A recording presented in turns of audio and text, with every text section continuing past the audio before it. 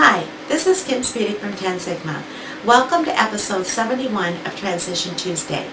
This is the third video in a three-part series of putting the transition plan together.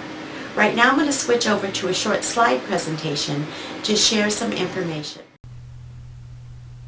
In this week's video, I'm going to discuss putting the pieces of the Transition IEP together.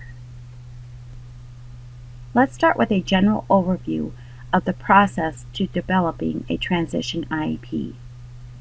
A variety of age-appropriate assessments are given to the student to collect data.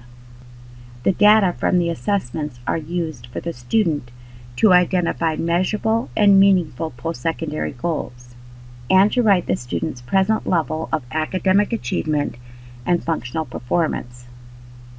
From the PLAAFP, the IEP team then decides the student's annual IEP goals, transition services, and courses of study that the student will need to complete in order to reach their postsecondary goals. Since this is the third video of a three-part series, before jumping into putting the Transition IEP together, let's quickly review age-appropriate transition assessments, which was episode 69, and then writing present levels of academic achievement and functional performance, which was explained in episode 70. There are two types of age-appropriate transition assessments, formal and informal. Assessments completed by the student and about the student are used to identify the student's strengths and needs. Needs help identify areas of skill deficit that the student needs to improve in order to help them achieve their annual IEP goals and/or their post-secondary goals. Assessments that are completed by the student are used to identify the student's wants or preferences and interests, and activities completed by the student are used for them to explore their options for education and training, employment, and independent living. Students should then use what they've learned in their assessments and activities to write their measurable post-secondary goals. This is from their wants and preferences, interests, options, and strengths.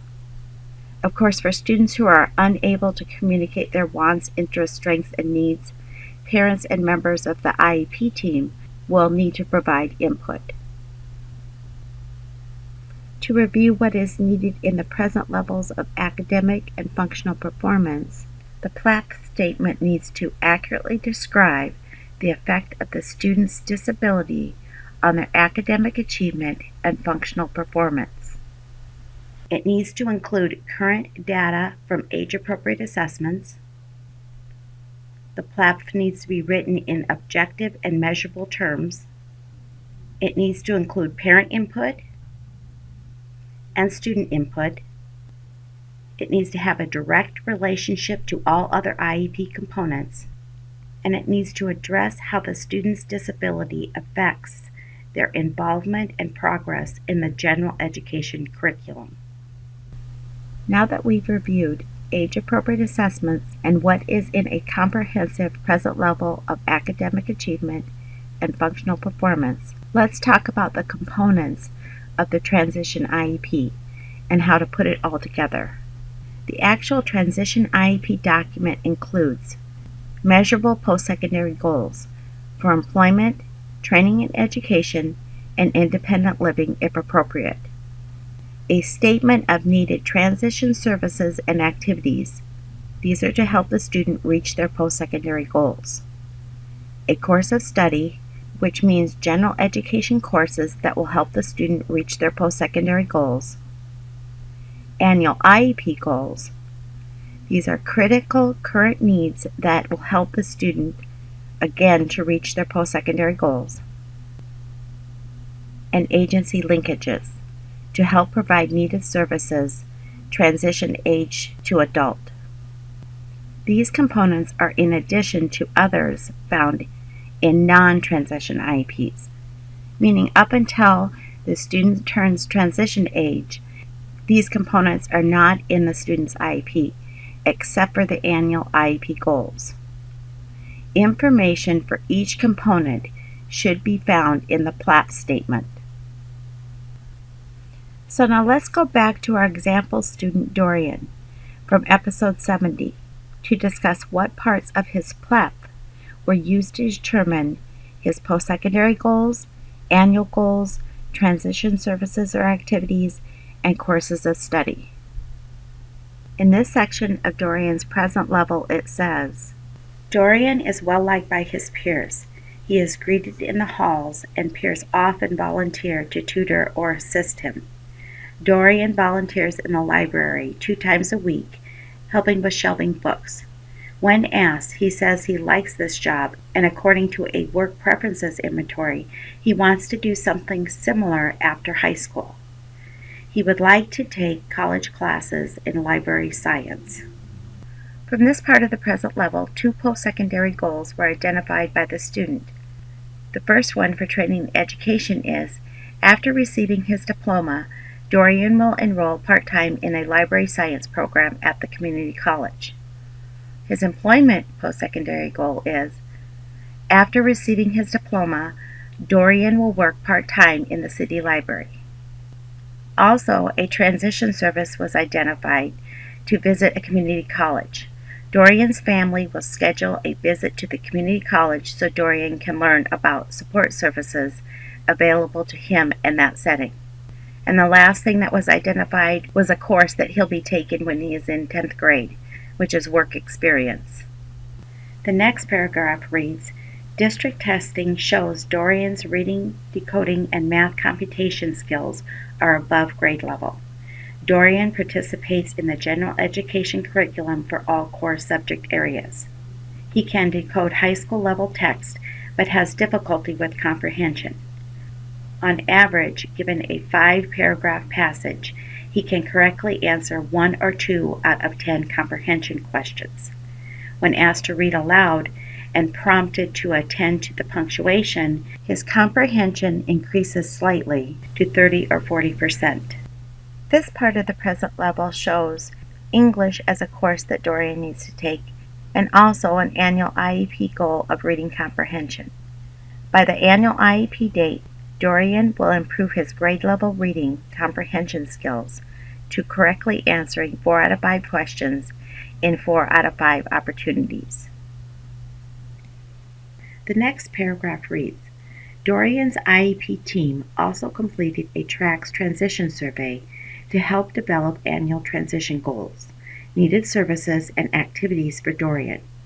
Each member indicated Dorian's strengths and or needs in 7 different skill concepts, including workplace skills and attitudes, responsibility, interacting with others, computer and internet, basic academic skills, habits of wellness, and planning for success. The following information is the results of Dorian's survey. Dorian's strengths are showing a desire to work, maintaining positive relationships, working well with coworkers, and math calculation. His needs are in the areas of being organized, reading effectively, being in control of emotions, advocating for self, doing household chores, and accessing community resources. From this part of the present level, 3 transition services or activities were identified for Dorian: organizational skills, agency linkages or accessing community resources, and advocating for self. The first one is Dorian and the special education team will develop a daily schedule for Dorian to follow to help him increase his independence on staying organized. The next one is the IEP team will work with Dorian to help him learn to describe his disability and ask for needed accommodations. And the third one is Dorian's family will be provided information on agencies, organizations, and support groups for adults with autism. Also, 3 courses were identified: English, work experience, and home economics, and 2 annual IEP goals. The first one, reading comprehension, we already covered. The second one is controlling emotions. And it reads, by the annual IEP date, Dorian will independently control his emotions by using replacement behaviors in 4 out of 5 opportunities. The next paragraph goes on to say that Dorian's parents have expressed concerns that Dorian reads quickly and does not understand what he reads.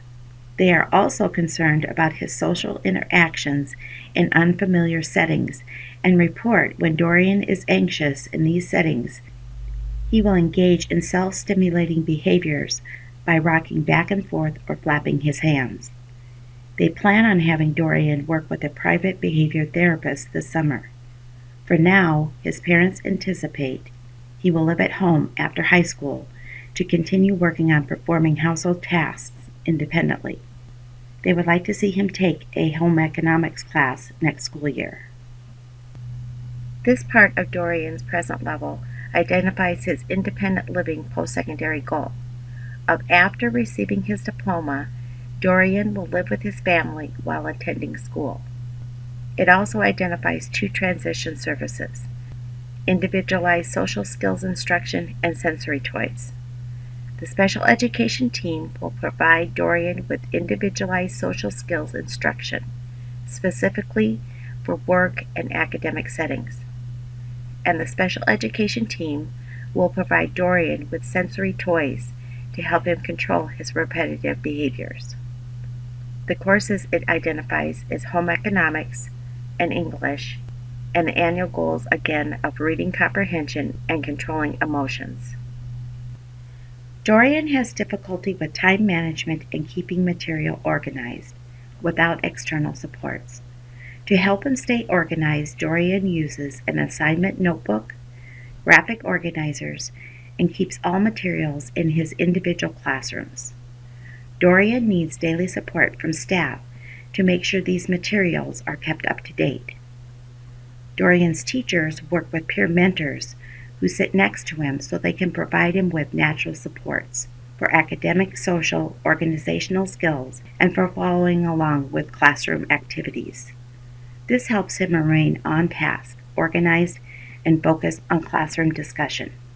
Currently, Dorian can follow 1- and 2-step directions without natural supports, but needs cues and supports to follow 3- and 4-step directions. These 2 paragraphs of Dorian's present level describe 2 transition services, peer mentors and the daily schedule or notebook. The first one is peer mentors will be provided while Dorian is in the general education classroom. And the second one is Dorian and the special education team will develop a daily schedule for Dorian to follow to help him increase his independence on staying organized. Dorian has difficulty reading body language, social cues, and distinguishing facial features. Dorian is involved in a social skills curriculum. In structured practice situations, he is currently able to identify the correct social cue or feeling 50% of the time. In less structured and real-life situations, Dorian has more difficulty correctly identifying the appropriate cue or feeling, succeeding in 1 out of 4 attempts, which is 25% of the time. Dorian is currently learning to regulate himself through the use of a sensory diet. He uses sensory toys throughout the day, in every class, and at the library. The job coach who works with Dorian in the library noted on the 10 Sigma rubric for controlling behaviors, Dorian can recognize different environments for his self-stimulation behaviors, but can only use a replacement behavior in 2 out of 5 trials.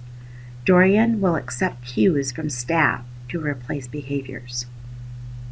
In these last 2 paragraphs of Dorian's present level, 3 transition services or activities were identified and 1 annual goal. The transition services, 2 of them have been mentioned before, the social skills instruction and the sensory toys, but the other one that he will receive is Dorian will have a job coach when he is working or volunteering for his work experience class. And the annual goal again is controlling emotions.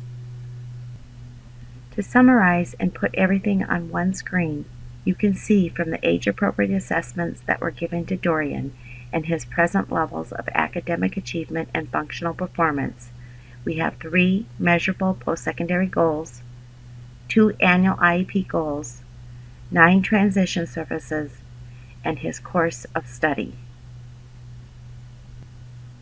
One final thought.